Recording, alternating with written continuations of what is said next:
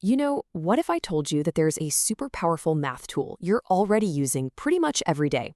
From cooking dinner to checking your phone, you're using it without even realizing it. Well, today we're going to pull back the curtain and really master that tool, the simple and honestly kind of elegant ratio. Okay, picture this. It's a scorcher of a day, your friends are on their way over, and you have a recipe for one perfect glass of lemonade. Just one, but you need to make a whole pitcher. So how do you do it? How do you scale it up so it tastes just right? Because if you get it wrong, you either end up with a sugary syrup or, maybe even worse, sad, vaguely lemon-flavored water. Well, the solution to our little lemonade problem and a whole bunch of other real-world puzzles is a concept you definitely learned way back in school. It's the hero of our story today, the ratio. And it's the secret to keeping everything in perfect balance. So, what even is a ratio when you get right down to it? It's really just a comparison. That's it. It's all about showing the relationship between two different things. It's not about how much you have in total, but how one part relates to the other part. And to make this crystal clear, we're going to stick with our lemonade for this whole explanator. Our perfect recipe, remember, is 1 part of that lemon mix for every 3 parts of water. That's our foundation. That's the relationship we need to protect. Now, you'll see this relationship written a few different ways, but don't let it throw you. You might see it with a colon, like 1:3, or just with the word 2, as in 1 to 3.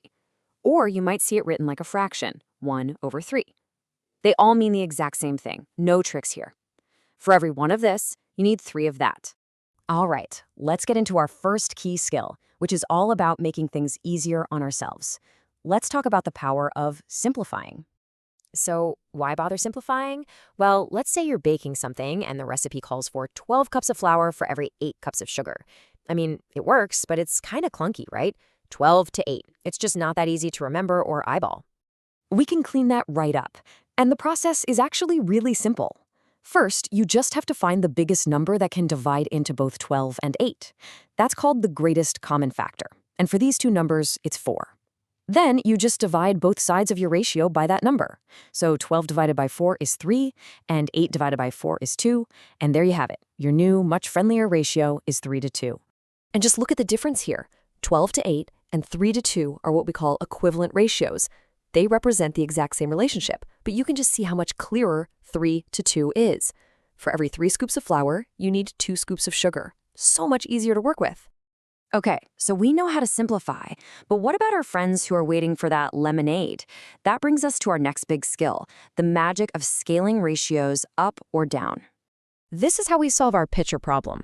Our base ratio is 1 part mixed to 3 parts water. If we want to double it, we just multiply both sides by 2. That gives us 2 parts mix and 6 parts water. And to triple it for all our friends, you guessed it, multiply both sides by 3 for 3 parts mix and 9 parts water. The taste stays exactly the same because that core relationship, that ratio, is still perfect. And that right there brings us to the most important thing to remember. This is the absolute golden rule of ratios. Whatever you do to one side, you must do to the other. It doesn't matter if you're multiplying to make more or dividing to simplify, you gotta keep it balanced, always. So now let's put it all together. This is the real payoff, where we can use everything we know about these equivalent ratios to find missing information and, solve actual problems. This is a classic situation you'll see all the time. You're told that 2 ratios are supposed to be equal, but one of the numbers is missing.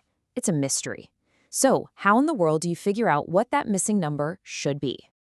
Let's solve this little puzzle together. We're being told that the ratio x to 5 is the same as the ratio 12 to 20.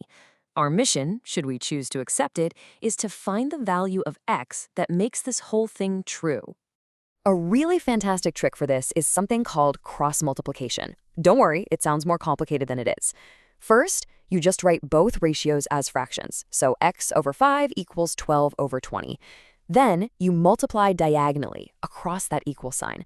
So 20 gets multiplied by x, and 12 gets multiplied by 5. That leaves you with a nice, simple equation, 20x equals 60. And to find x, just divide 60 by 20. And the answer is 3. That's it. That's our missing piece. The ratio 3 to 5 is perfectly equivalent to 12 to 20. See? It's really just a scaled-up version. Once you know the method, it's not so bad at all. Now, obviously, this isn't just about lemonade or solving for X. The really cool part is that once you start looking for them, you realize ratios are a fundamental part of how we make sense of the world all around us. They are everywhere. Seriously, just think about it. The scale on a map that says 1 inch equals 50 miles, that's a ratio. The shape of your TV screen, that 16:9 aspect ratio, yep, ratio. Your car's miles per gallon, that's a ratio too. Even really important stuff like the debt-to-income ratio that banks look at is all built on this simple, powerful idea of comparison. So what's the big idea here? What's the takeaway? A ratio is so much more than a problem in a textbook. It's a real, practical tool. It's how we understand relationships, how we keep things in balance, and how we make smart, proportional decisions, probably every single day. And that brings me to a final question for you to think about.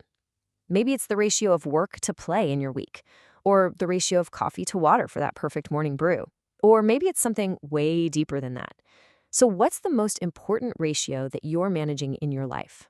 Something to chew on. Thanks for tuning in.